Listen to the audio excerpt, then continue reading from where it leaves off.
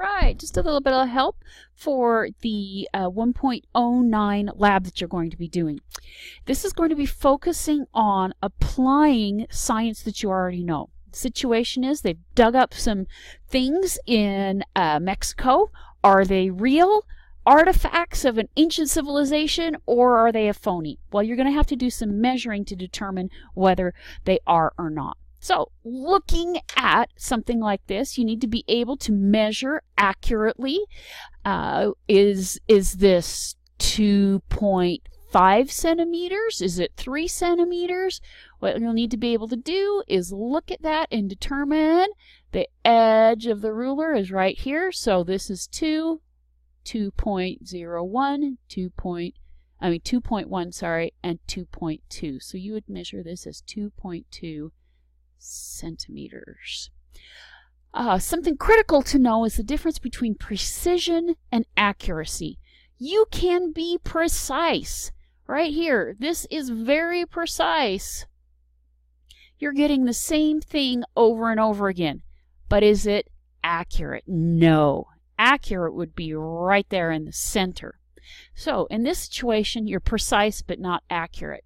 What you were hoping for is precise and accurate, where all of the measurements that you're taking are closely grouped together, and that group is zeroed in on what accurately relays the true information about that object.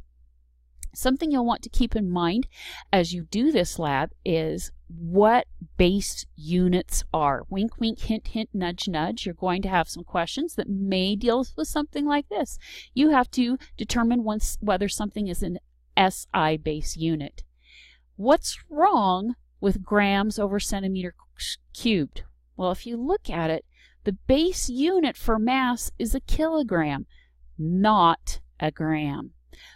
Yeah, right there. And the base unit for length is a meter, not a centimeter. So neither the numerator or the denominator in that ratio there, grams per centimeter cubed, is an SI base unit.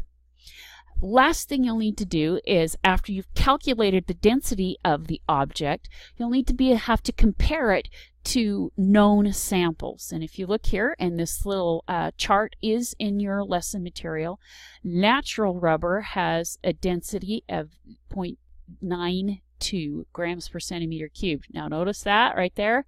That is a viable unit, but it's not a base unit.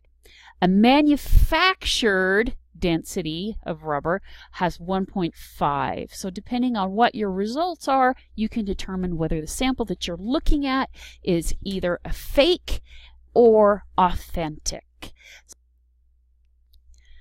That should help you with that lab. If you have any questions, you can contact me at clake@idahova.org. I love email. Other than that, here's something to smile to help you on your way.